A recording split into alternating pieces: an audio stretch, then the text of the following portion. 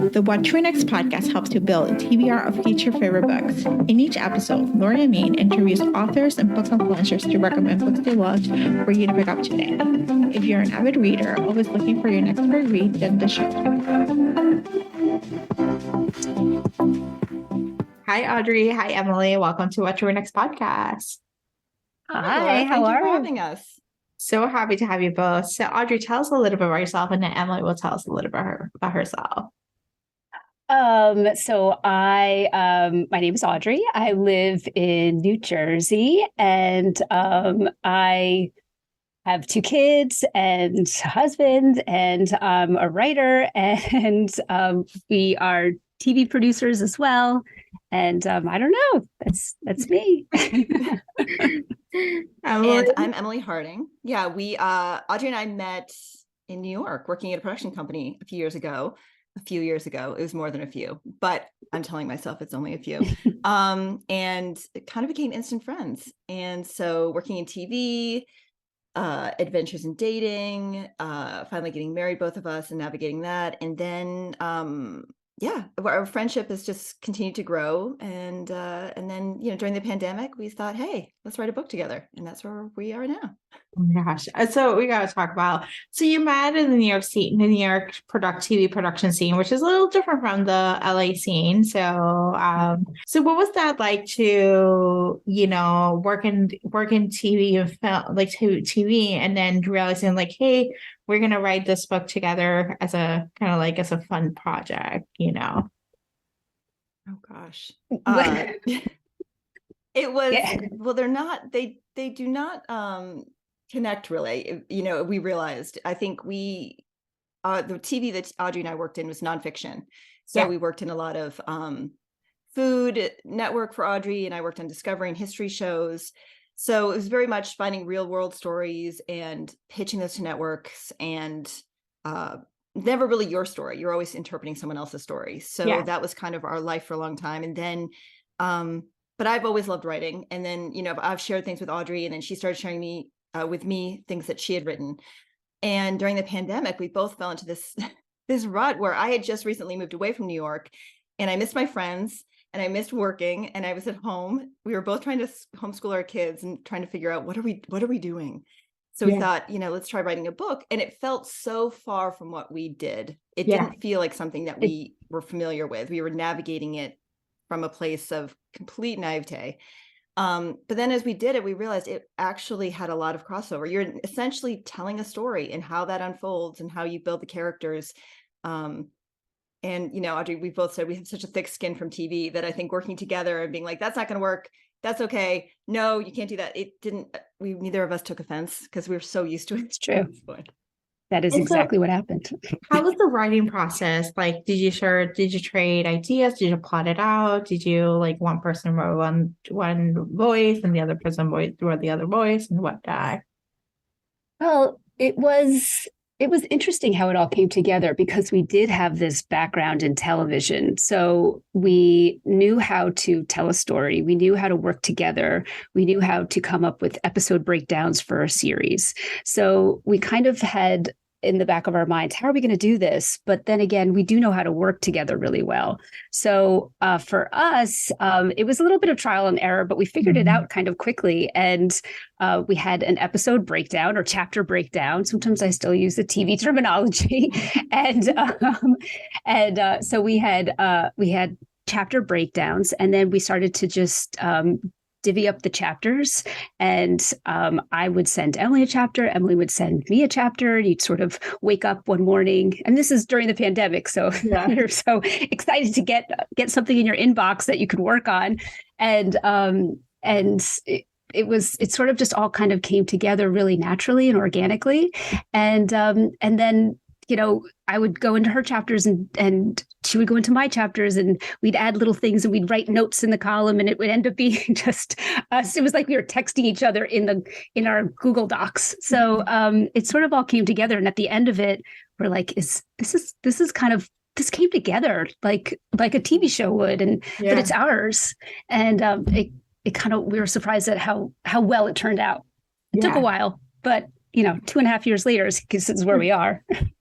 Well, it was like actually like I started reading and then I ended up getting the audiobook and listening to it. And it felt like it's like a movie. Like I'm watching a movie of Emma's life unraveling in this like, fun place. And it's like this reimagining of, New York and trying to figure out who you are and falling in love, but not falling in love, not sure what you're supposed to do, and your family telling you what you're supposed to do.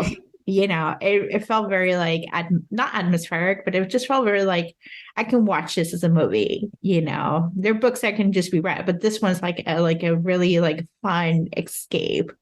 Yeah, I feel like with our backgrounds, sorry, you go. We come from a visual storytelling, so exactly. That's kind of how it.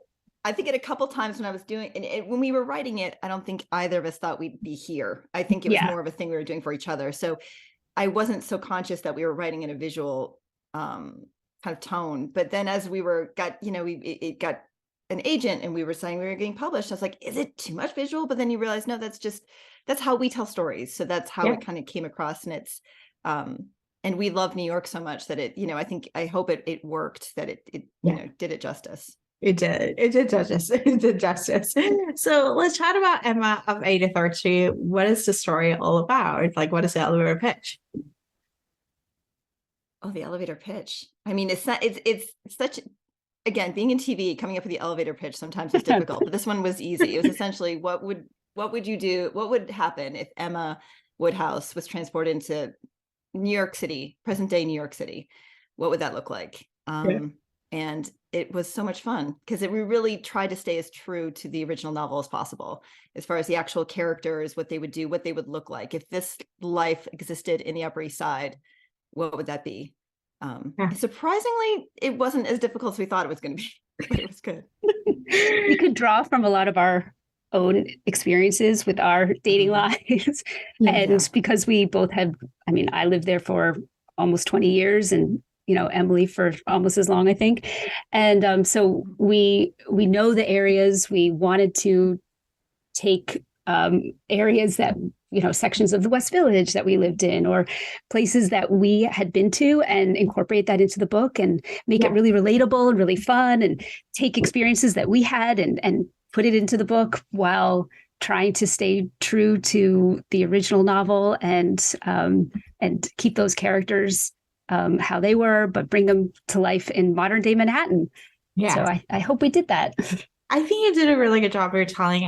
Emma is actually my favorite Jane Austen novel. Like, I know Pride and Prejudice gets a lot of love, but like there's something to be said about Emma and like her character. And I think in some ways it's because I came of age watching Clueless, and so like that was like my first experience to Emma, and I was like, oh my gosh, I love it. So this is like feels like this fresh take on the story, the original story, in a setting that it's familiar or it's aspirational for some. It's like a sense of like, I want to live in New York, and like what would New York look like, in that setting.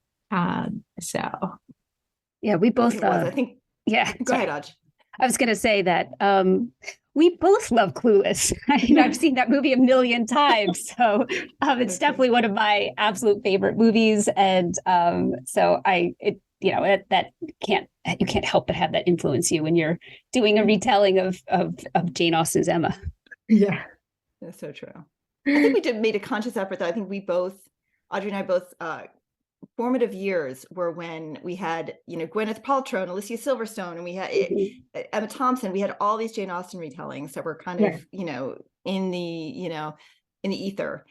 And so it was hard to escape Jane Austen. But I think the one thing with Emma is that she's always portrayed especially Clueless, as very young and very naive. And you read the book and she's in her 20s. She's very intelligent. She's not an airhead. She's sheltered and she's spoiled. But so I think we were very conscious of like what worked in these, but if we're actually staying true to the text, what do we have to kind of self-correct? And so that was also, it was wonderful using those and finding an excuse to have to watch Clueless a bunch of times, but also seeing what we wanted to go back to the original source for more than other films and other adaptations have. Yeah. Oh, that's so good. So let's talk some recommendations. What kind of books do you tend to read, and what books we recommend our listeners to pick up? Well, I'll go if you want. I tend to read fantasy novels and romance novels. So that's kind of where I kind of lead. And should I just tell you ideas of books that I like? So right now, well, I'm rereading The House in the Cerulean Sea.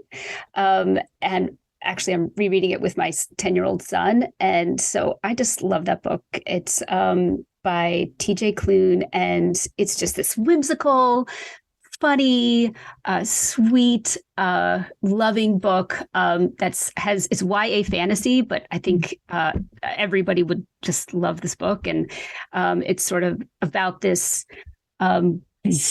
ordinary kind of lonely caseworker, and he is in charge of going to different orphanages and that take care of magical beings. So these kids who have magical powers, and he has to decide whether he keeps them open or if they should close. But he just loves the kids, but he can't get too attached until he gets to this one orphanage, and they have all these amazing kids that are magical. One's the Antichrist. Like, it's just a crazy, wonderful, sweet story with a lot of big themes about prejudice and stereotypes. But at the end of the day, it's about unconditional love. And I just love it. And my son is loving it too.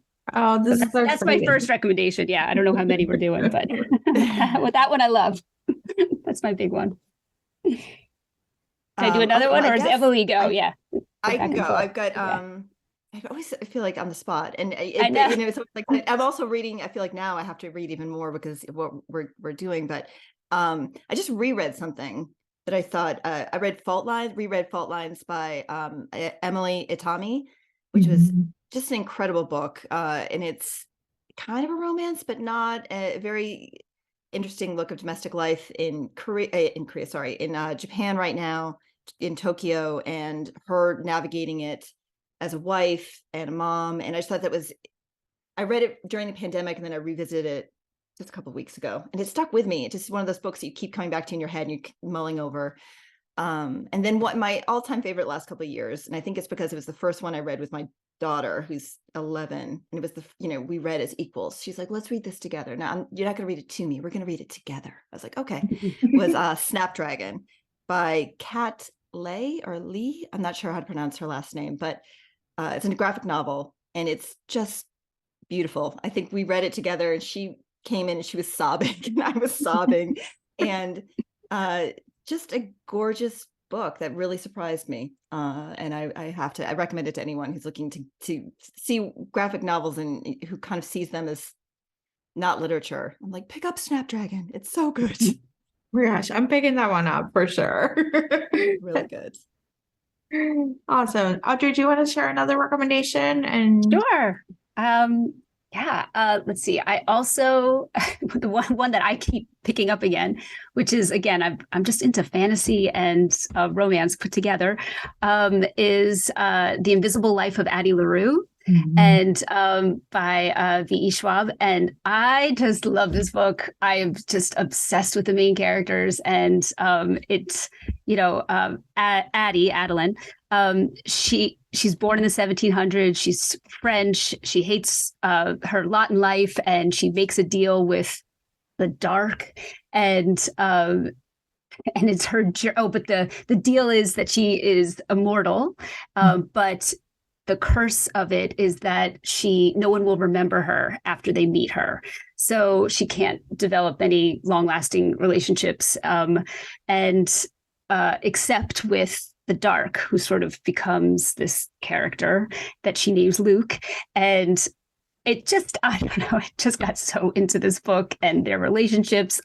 And the way they interact with other people, and also the passage of time and going through the ages, and they go through war, and then they get to modern times, and and they're living in New York. Well, she is. So anyway, I love that book, and I've read it already a couple times. So that's the one I keep going. You told me to read that book. I cannot stop talking about this book. And I literally started it last week, and it was like 2 a.m. on Sunday night.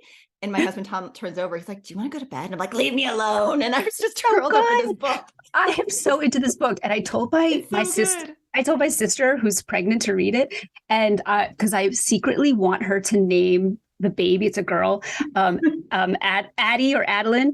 And so I'm like, you need to read this book because she wants to figure out the name herself. And, and it's a secret what her name is. But anyway, she's in the middle of that book too. I'm like, I'm just telling everyone to read this book. It's so good. Really good. Yeah. It would be a great movie too. Yeah. Oh my gosh, I love this. Emily and Audrey, tell us where we can find you online. Oh, good question. Yes. I should know our tags by heart, and I don't. I know. We are on Instagram, and that our tag is Audrey.and.Emily. And I think that's the best place to find us. We each have our own accounts, but really that's where we post everything, and that's where you know what's going on with each of us.